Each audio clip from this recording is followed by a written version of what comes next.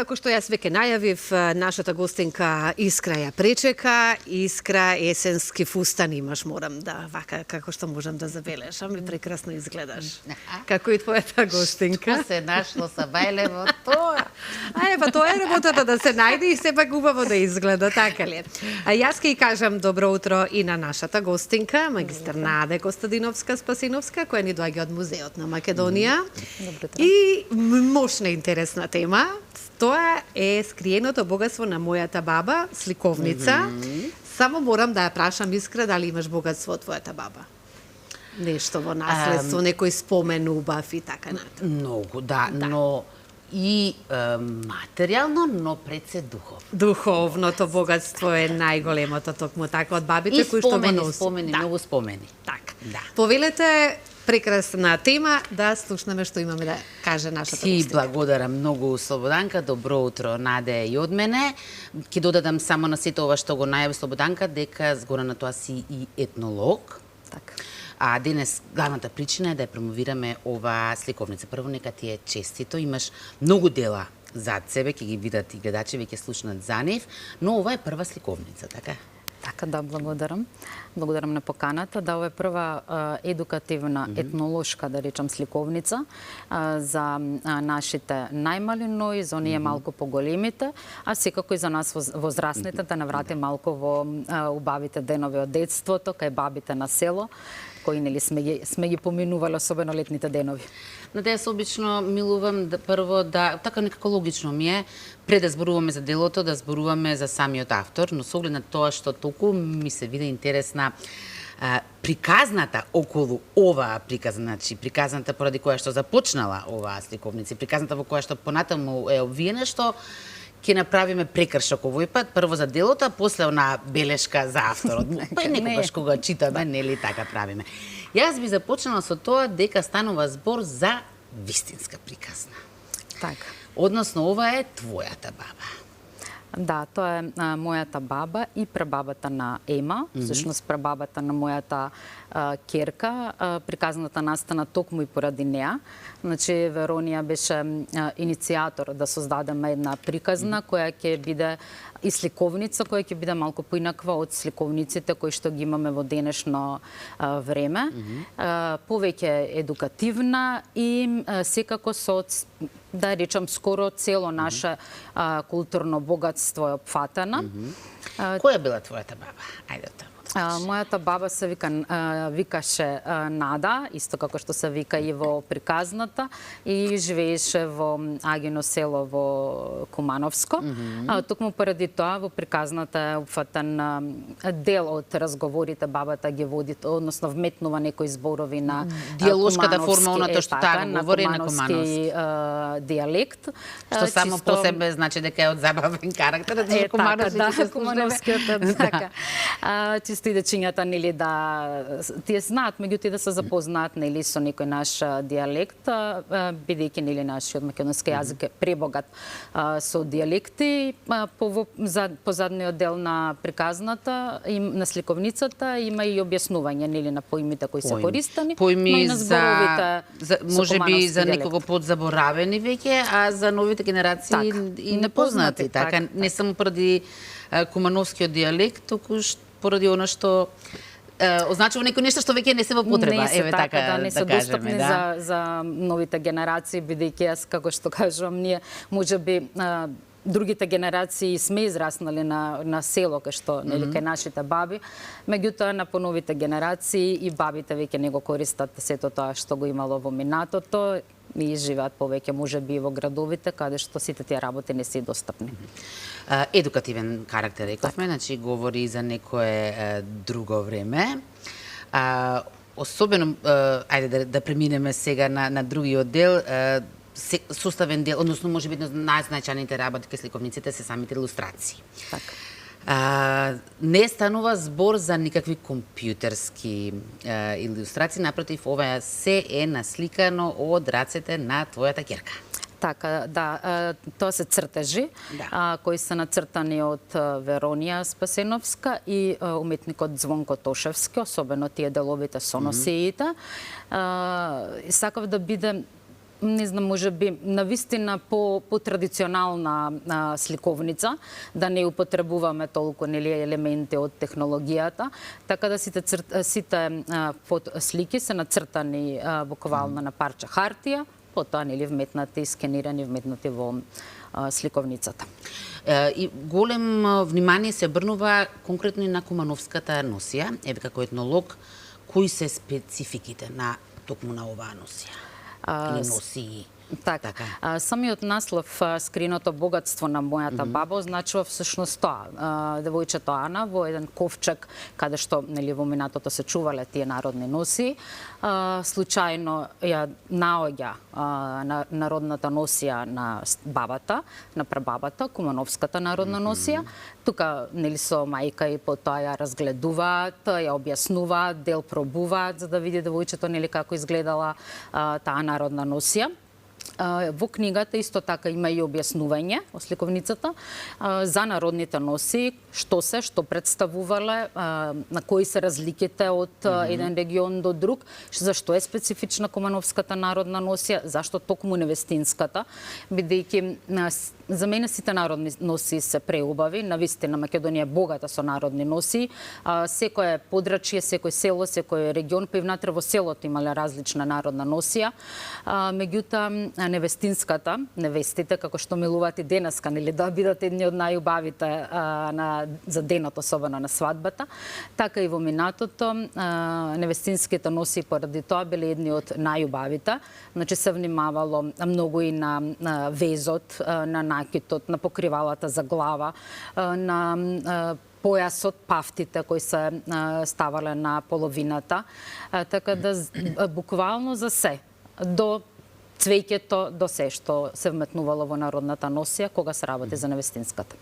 Наде сега не знам, тврдијќи дали си свесна всушност дека во оваа сликовница се преплетени 3 генерации жени од твоето семејство, значи твојата баба, ти и твојата ќерка, што значи своевидно семејно богатство, ново сте си искреирале.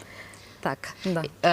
Ќерката имала 9 години кога правила, кога ги цртала, сега има 12. Да. Зошто се чекаше толку наде? Знам дека си инсистирала ова да биде издадено од музеот на Македонија. Зошто ти беше тоа толку значајно?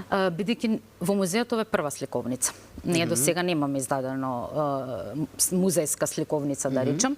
Значи имаме богата литература која издаваме и тоа е секојаш една стручна литература, етнолошка, историска, историја на уметност, археолошка и така натаму. Меѓутоа немаме за децата. Ние како музеј нели сме често посетени од дечињата, не само при посета на поставките, на етнолошките поставки, туку и имаме едукативно катче со кој што работат моите колеги едукатори, така да постојано сме во комуникација со деца. И од таа причина сакав сликовницата токму да биде музејска, не нели некое друго издание, за да можат и дечињата кои ќе дојдат нели во музеот и да ја купат од нашата продавница, на некого и да подариме и така натаму. Ние се договоривме, и гледачите се навикнати кога имаме промоции на книги, на дела, дека ќе има нешто и за нив, така што оваа сликовница ќе ја подариме на првиот гледач кој што сега ќе се вклучи во програма, со тоа што ќе си ја подигне во Музеот на Македонија, а воедно ќе му се безбеди овозможи и прошетка. Низ истиот. Така што линиите можеме да ги отвориме, можеме да вклучиме еден гледач, еден ќе добие сликовница, а друг ќе добие едно од твоите други дела, накусот да ги поминем, иако е тешко веројатно накусот да се поминат. Ќе преминам веднаш на ова дело жените како наследнички. Жените како наследнички на овие простори, предпоставувам. Така. Зошто прво имаме веќе гледач? Ајде да ја подариме сликовницата за да не ги измешаме работите. Добро утро. Добро утро, Искра, и голем поздрав до вашата гостинка. Ве бендиса, нели? Да, ме бендиса, затоа што јас сум баба, па малку има и емотивност во тоа. Така. Верувам дека ќе биде добро за нашите дечиња да имат нешто вака, за во иднина да не се заборават некои работи. Секако. Ја Сега поздравувам гостинката и посакувам успешна работа и понатаму и нека не чека по 3 години. Нас не треба добри четива за нашите деца, внуци мислам, така да ми требаат вакви надежни луѓе кои што ќе работат на темата деца и иднината на нашата Македонија. Поздрав до тебе. да, вплетувајќи го и минатото, така, нели нема иднина без минато. Сега не знам, да не ве подпрашувам дали имате едно внуче, дали имате повеќе, и да се повеќе, ќе ги земете сите, ќе ги однесете во музеот на Македонија, ќе ја побарате Наде, ќе ви се возможи и прошетка и воедно ќе ја добиете и оваа сликовница. Да, добро. Се надам дека се разбравме, бидејќи е редовна гледачка, сигурно ќе прати. Имаме гледач на линија, но пред да го вклучиме гледачот, ајде да видиме што тој или таа ќе добие. Застанавме кај жените како наследнички. Што ви беше поводот? Што те инспирира да токму со оваа тематика да се занимаваш? Жените како наследнички, значи тоа е етнографија на наследувањето во Скопскиот регион, значи се работи за наследување на имот. Дискриминирани сме биле во минатото, така? Така. Значи, ме потикна тоа што ова е прво дело од овој тип во Македонија, значи нема етнолог кој што истражувал, па и да речам не само Македонија, на пошироко на балканските простори, освен уште една професорка, етнолог, која што има истражувано. Поради тоа, сакав да истражам што е можно повеќе, да напишам нешто за тоа, значи тука е земено не само сите закони кои што постоеле уште од времето на Турската империја, па се до денеска, туку и целото обичајно наследно право, кое што ние сме го имале во минатото, како жените како сопруги, како ќерки, како мајки, како наследници на имотот, значи се она што наследували и не наследувале. И тука е интересно дека жената не само како вообичајното наследно право испуштано од наследувањето на имотот, туку таа и во законите има дел каде што и таму е испуштана од наследување на имот. Тоа кога го истражував, навистина... Со амин од властите ние сме тенденциозно, намерно изоставени, но со нас се гледа синовите се бројат, а ќерките се случајно најше. Така, да. Во минатото ќерките биле претежно затоа што одат во друго семејство. И родителите се сигурни дека она таму добива, нели, тоа што наводно исследува. Меѓутоа и тоа не е така, бидејќи таму нели има машки потомци на кои им следува сето тоа. Она треба да биде благодарна, нели, доколку незиниот сопруг добро ја згрижи и има каде може да го продолжи својот да живот. му ги измие нозете, да. Меѓутоа ми беше интересно што во законите, доколку на пример жената има наследство лично од незиниот сопруг, преку незиниот сопруг, тогаш она наследува. Меѓутоа, доколку незиниот сопруг нема на негово име наследство и наследството го добива преку неговиот татко, тогаш доколку сопругот почина пред таткото да го подели наследството, тогаш сопругата не добива ништо. Така. Така да тој момент и јас кога го читав и за во денешно време. До кога било ова? Уште. Тоа е со закони денеска. Се уште наследено наследство. Така, да, имаме тој еден дел каде што жената не наследува. Ајде да видиме кого имаме на линија. Добро утро, повелете. Добро утро. Добро ви утро. Поздрав, да го поздравиш и Роберт Јанков од Роме од Биџево. Сега ќе ти се обрата, може со поетска форма? Не, сега доделуваме книга. Друг пат за вашата поетска творба, дали имате во план во скоро време да дојдете во Скопје да го посетите Музеот на Македонија и воедно да добиете една од книгите на Наде? Една поетска творба моја. Добро, ви благодарам. Во тој случај ќе ја отстапиме линијата на друг гледач. Имате можност секојдневно и секој утро речиси ги кажувате вашите поетски творби. Сега дозволете нашата гостинка да ги промовира своите дела.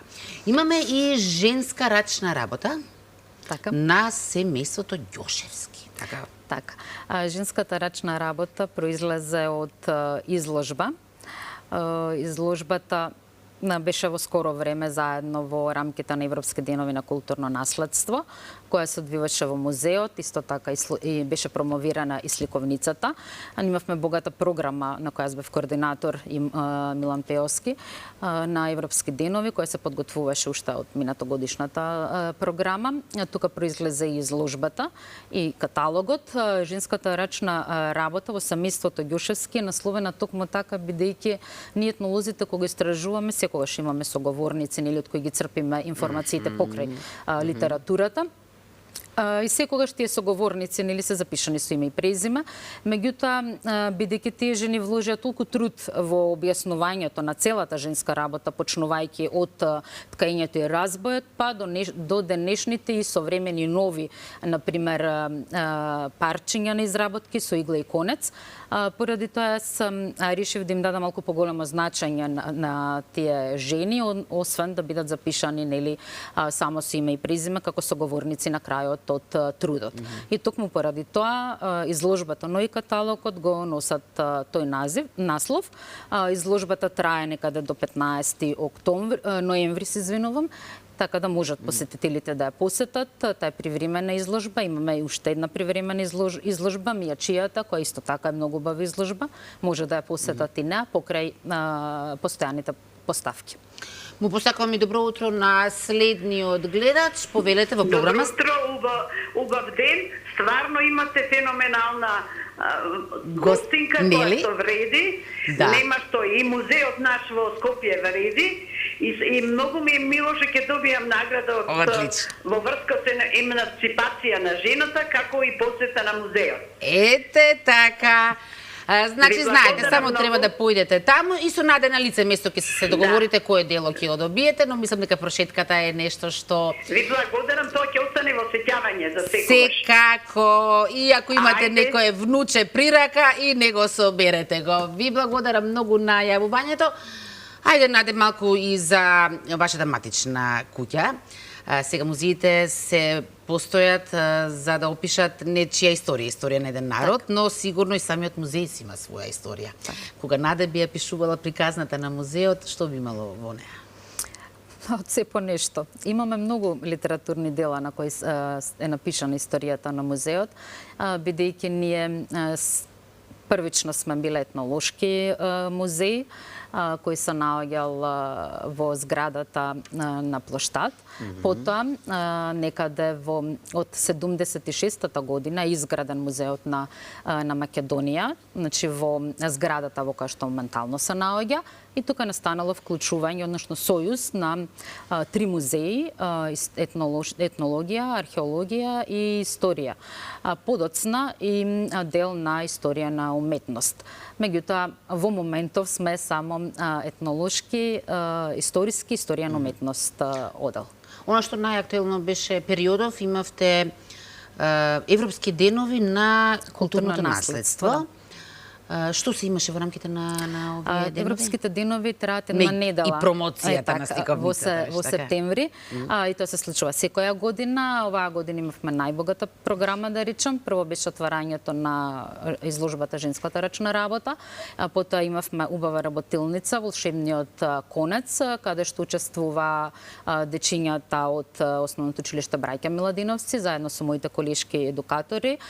Везеа со Гергев и со платно, на Панамо платно, учеа да везат.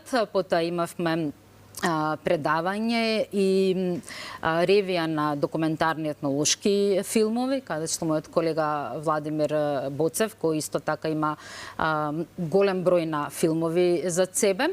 Гледавме неколку филмови со посетителите, потоа имавме обука, бидејќи во секој музеј треба да постои штаб за заштита и спасување и евакуација на културното наследство, во кој јас сум начелник на тој штаб. Имавме обука за евакуација на културните добра и предавање, потоа евакуација од пожари и така натаму. Потоа беше промоцијата на сликовницата во која учествува децата од кут Никола Јунков Вапцаров со убави македонски песни и ора, децата од основното училиште Димитар Македонски, каде што учи мојата ќерка, има убава представа каде што глумеа нели што се случува во сликовницата, една преубава сцена и така неколку читања од сликовницата и имавме отварање на редниот ден уште на 2 изложби, мијачијата на мојот колега и нашите 15 на другата колешка, уште една колешка кои исто така може да се видат во моментов во музеот. Многу сакав да поразговараме и за вашата професија етнолог, но ќе го оставиме тоа како посебна тема за друг пат. Ќе да заокружиме со активностите на музеот, што е на што се планира во наредниот период? Ние постојано имаме некои изложби, така да и следниот период треба да има убава изложба каде што ќе бидат представени нашите икони, меѓутоа за тоа понатака бидејќи колешките се уште ја подготвуваат. И за самиот крај, зошто секој еден од нас треба задолжително да го посети музеот на Македонија?